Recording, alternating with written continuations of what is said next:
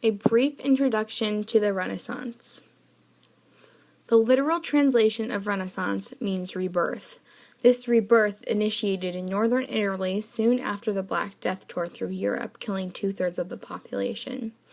Because the Black Death killed off the majority of people in Europe, the remaining population had to reconstruct their way of life to make it more productive and efficient, and did so in finding methods of agriculture and materialistic reproduction.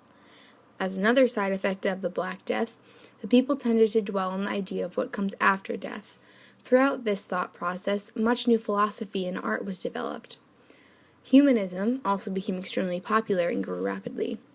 Previously, in the Middle Ages, everything that citizens participated had to do and was centered around the church and God. But the revolutionary Renaissance made some detached from that, and a new form of thinking was created. This generally meant that the worldly pleasures were costed and the pursuit of knowledge was a big deal. During this time period, the late 14th century through 16th century, many forms of art emerged in places such as Italy and France.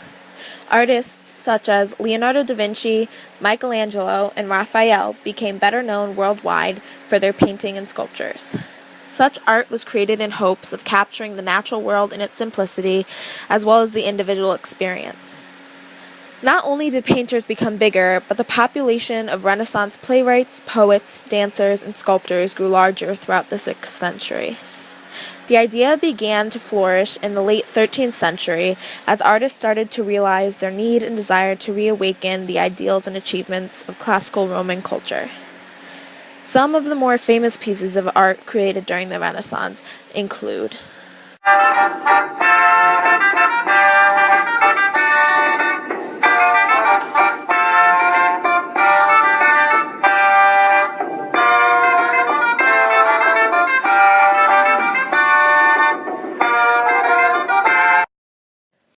Artists during this time period were flourishing with new paintings, plays, music, and even ballets.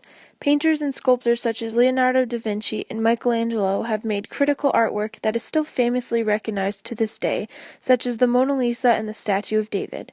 Their pieces of art were original yet innovative for their time period.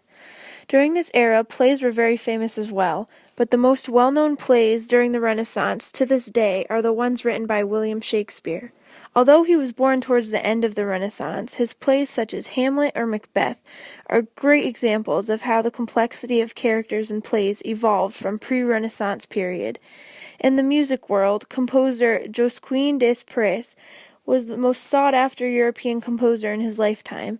His popularity was a result of combining many contemporary styles of music, his originality, and his ability to unveil the meaning and emotions of a text through music.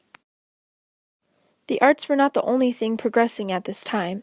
During the Renaissance, knowledge was growing and political thinkers, scientists, and philosophers were becoming more and more recognized.